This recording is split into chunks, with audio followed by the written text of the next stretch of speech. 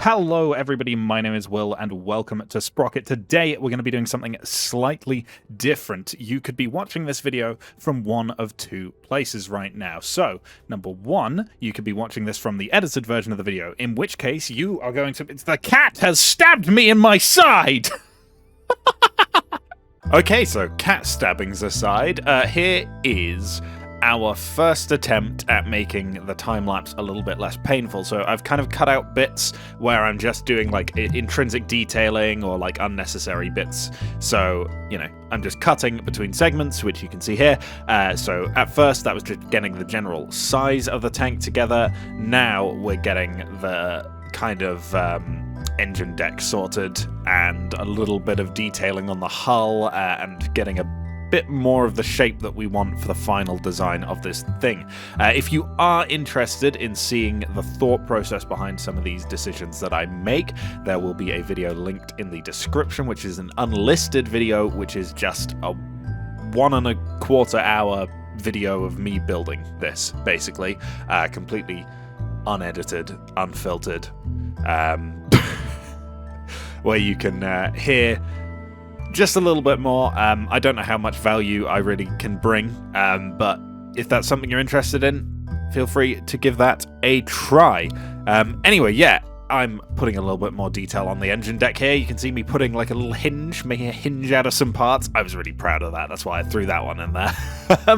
And now just the first little bit of riveting, also showing off the front here. I do the same hinge thing above where the driver is meant to go, and I kind of made a custom hatch for it. I thought that was kind of neat. I was never really sold on how the front of this tank looked. I think I made it look too interwar, and then the back looks too like mid-war. So I've managed to miss the early war era, which is what I'm designing this in entirely, and just go either side of it, but that's fine. And now stowages is something I'm throwing on, as well as the kind of hooks that I guess a parachute would be attached to. This might be a little bit too heavy to like parachute down, to be entirely honest. Comes out about 7.5 tons, I want to say, and then the tank destroyer version, which we make later, spoilers, sorry, is like 6.6 tons. So maybe you could parachute that, but I'm not really sure. I put them on there anyway because it, you know, kind of fits the bill, and if we suspend our disbelief for a second, maybe it makes sense. And here is our turret. The turret was heavily inspired by the Tetrarch Mark I. It's not like a replica or anything, but I took a few of the design cues from it, and I was like, oh yeah, that bit looks nice. So it's got this kind of elevated ridge at the top of the turret, which, don't tell me what it's there for. I just thought it looked cool. So that's on there. Honestly, I might reuse this turret at some point. I kind of like it. I like it more than I like the hull. So maybe that'll outlive this actual tank, but there you go. And also, something else I did was I reused a custom mantler, this time with more World War II statistics, so I, you know, turned the torque on it right down so it wouldn't act like a stabilizer. It did act kind of how you would expect a normal mantler to, so it's not like overpowered for the tank that we've put it on. It's still quite an advantage, to be fair, but, you know, it's not too bad. And now just finalizing details on the turret, like the commander's cupola, and setting a livery. And yeah, this is pretty much the build process done. Okay, and here we have a slightly modified version of the tank you just saw getting built. So when I say slightly modified, I have changed the front slightly because I thought it was really ugly. So let's see how it does in ambush. Obviously, this is a interwar mission. I did design this in early war, but it just fits when we take it back an era, so I've not actually changed anything about it. So it's, for all intents and purposes, the same tank, just with less horsepower, less penetration, blah, blah, blah. The usual era stuff. And, I mean, Panzer tractors, we should stand a pretty good chance against. We don't have much armor, so they definitely could kill us, but we reload very quickly, and with APHE loaded, we kill about as quickly. Oh, God. Oh, I didn't think he was alive. Well, now I'm the one that's not alive. There we go. That was closer than it really had to be. Okay, so here we are on Dunes, and one thing to note about this little tank is that while it is very small and very light, we don't have a big engine, so at the moment it's not actually that quick. That should improve as we go through the eras, but yeah, right now it is a little bit on the sluggish side. However, we do have a custom mantler, which can help in terms of vertical drive. Got a decent enough gun. 92 mil penetration isn't awful for interwar. So we should be okay for the most part. That Hennemore's dead. There's so many shots coming in. And if I saw rightly, I think one of my AI just killed the Allen. Which is certainly interesting. Where and how have they done that? Okay, let's find this last Hennemore. I think it's this guy. We have just a couple of tanks going after him. We didn't even lose a single tank here. Yeah, I mean, from ambush, where we almost all died, to this, where we have just not even come close to losing. That is a quite a jump in performance, I'm going to say. Okay, so here for Silent Border, we have a small number of changes. These are mostly surrounding mobility, so I've given it an extra gear. It has a slightly faster top gear ratio, but I doubt we're really ever going to reach that, to be honest. Other than that, very similar.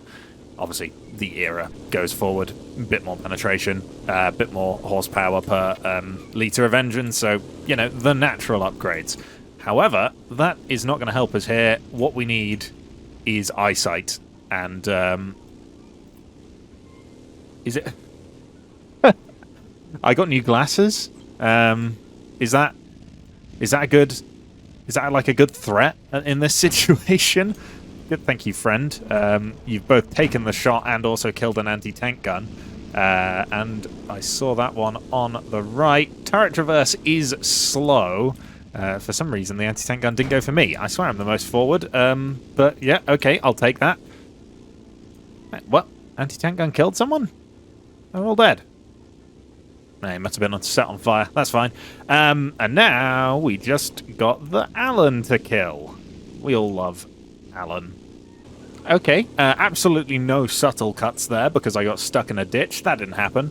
He may also just kill me. Oh no, he's overpenned. And now I'm just gonna go behind him and shoot him in the back. Nice one, Allen. There we go. Got a job done.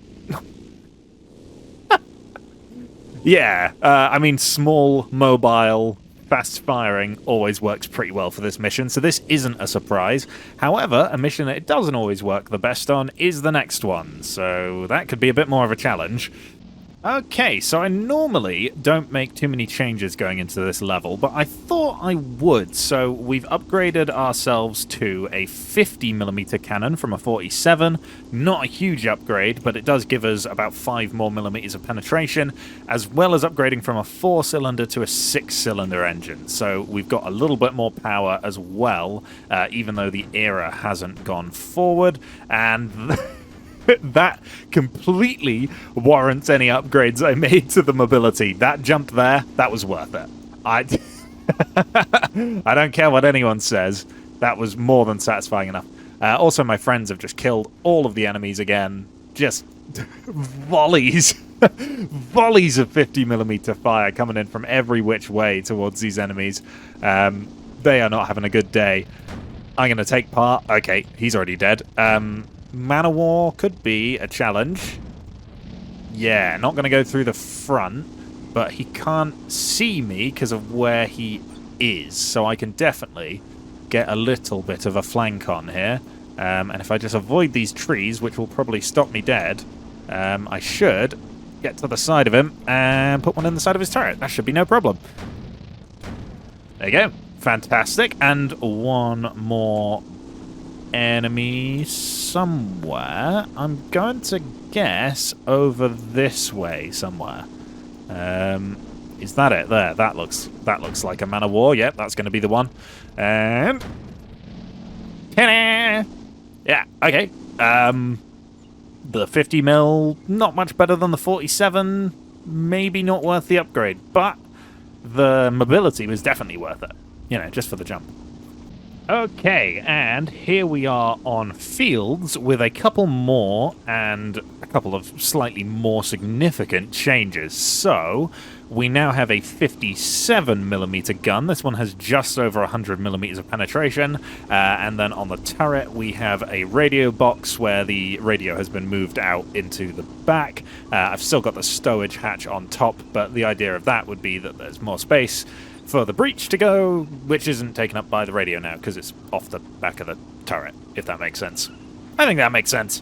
Okay, so we have our 7 enemy light tanks. I don't know if the APHE would actually be able to comfortably go through these because they're like light tanks, but yeah, you can see they do have a couple of plates which might just about stop our APHE shells, which are not going to have great penetration at all. And the AP does do enough damage, typically.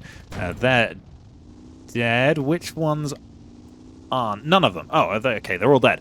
And now we have either Panthers or Tigers. And frankly, we're not really going to go through the front of either anywhere.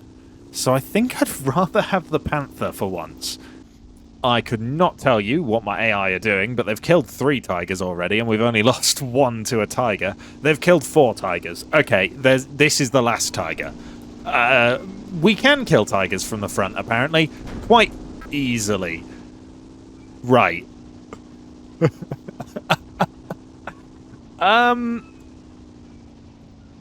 Yeah, okay, that was easier than expected, to be honest.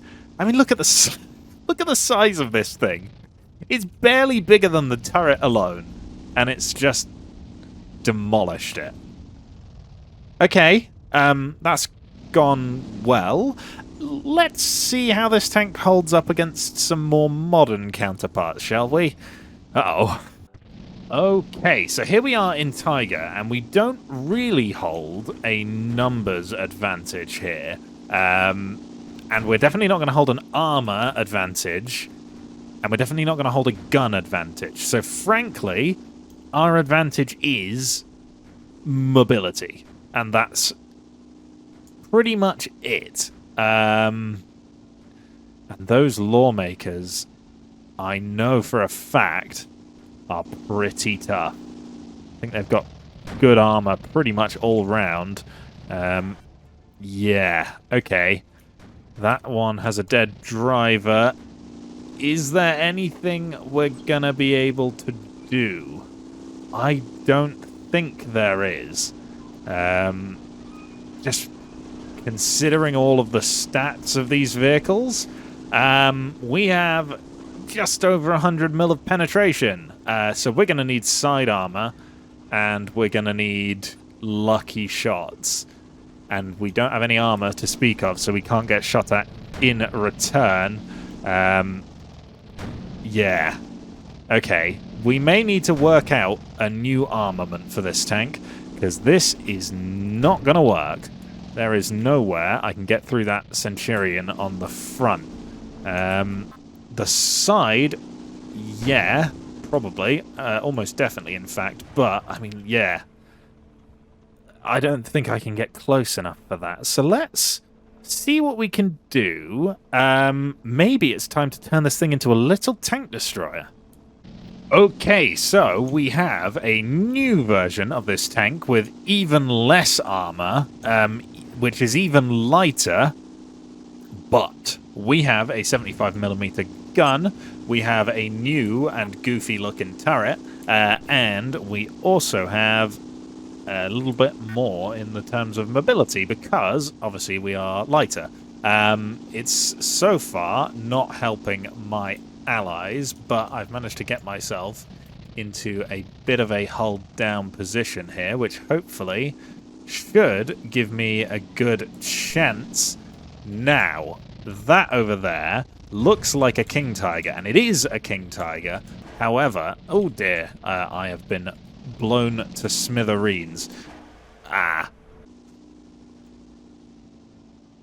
That's not a good sign up there. That's a lot of dead tanks on my side and a lot of kills on the enemy's side. That's one of the enemy Puma 2s. Can I just sneak a shot in? I feel like I should be able to get it from here. No, not if I hit that tree. Oh, I like this lineup of enemies. The AMXs always struggle a little bit with actually getting their guns trained because they're fixed, and the Centurions can be a little bit easier to kill than some of the other like heavy enemies through the front because of that frontal weak spot. However, we don't need to go through the front. He's given me a lovely side profile, and his friend isn't much better.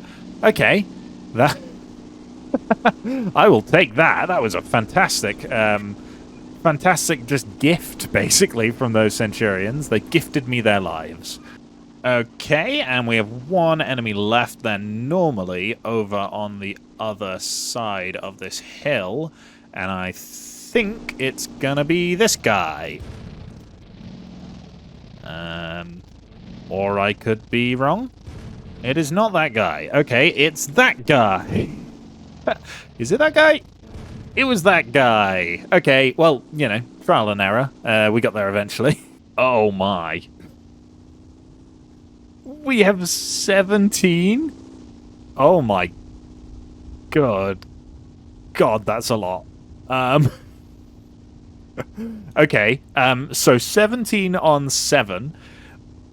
Theoretically good odds. However, once again, this mission with light tanks is...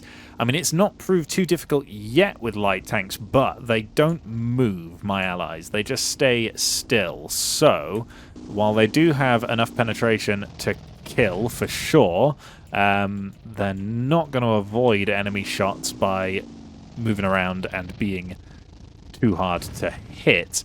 So they could die quite easily. Either that, or we're going to have absolutely no problems whatsoever, which seems to be the case at the moment, but things can change very quickly with this level. I've taken out his track. That's not a problem.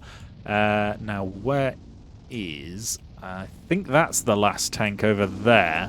It doesn't feel like we got any heavy enemies on this level. We just got the 166, which feel like a medium tank, and then the Puma 2s, which definitely feel like a light tank. So that's a little bit odd. Normally you get like the Panzer 58s or something a little bit more armored, but not today.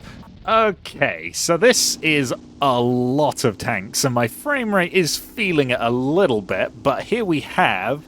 apologies if my microphone makes any weird noises. There is a cat in my face. We have a nice mix of the G model of this tank and the tank destroyer G model, the G2, and the enemies have a fair mix of Mark 13s and Mark 13 90s, which is just the Mark 13 with a 90mm gun, which you've not seen in the video, but it's not too surprising. It's the Mark 13 with a 90mm gun, and I think that's what just hit us. This is just chaos. There's so much going on. I can't even keep up if I tried. I don't know which side we are. I feel like we're the red side. I feel like we have more tanks than them. So there's only 2 of them left. Yeah, definitely. There's only 1 of them left now. We've got to narrow down which of these enemy-shaped blobs there are. We're going to narrow it down to which one it is and find it and kill it before it wipes us out. But I don't think it's going to be able to kill all 10 of us. I don't think there's a universe in which that happens. And, well, I've been given the one with the little 57mm gun, not the tank destroyer version, so... I mean, I don't think I'll struggle to go through the front. It is a light tank, after all. Yeah, no problem. Let's try that once more, but I'm going to give them a boss tank. Okay, here we are.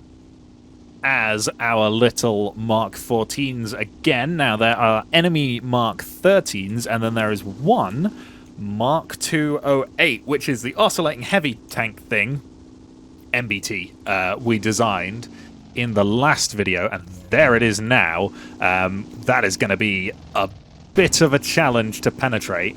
It has some upgrades from last time you saw it. I've given it more mobility, more armor, a better laid out hull, and okay, we didn't kill that guy, but I think we immobilized him, and then one of our friends got it, and somebody has taken out the boss tank at some point in this battle. Or is that the one that's still alive? No. Okay, it's gone. Someone got him. Good job, them. I have no idea which one did it.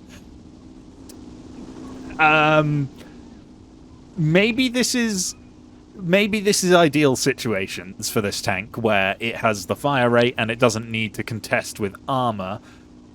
But it works quite well, especially when you mix in some of the tank destroyers and some of these slightly faster firing 57mm tanks. I feel like this is a pretty solid selection of two tanks to use in combination. But yeah, if you have enjoyed this video or you have any suggestions about what I can do with the building section, or you want to suggest what I can do with the tanks once I've built them, because obviously these custom battles are what I'm doing at the moment, but there may be other things that we can do which I've just not thought of. You can leave that in the comments, or you can leave that in the suggestions section of my Discord, which will be linked in the description. Regardless, I really hope you enjoyed the video, and I hope to see you in the future. Goodbye. And as always, a huge thank you to this channel's patrons: Gunmaster929, Zeit Wolverine, Rivera, Tree Loving Mango, Camjam135, Sad Cat, DJ Pete, Yoki003, Caligo Drake, and Rule Stolzbocken. Thank you so much.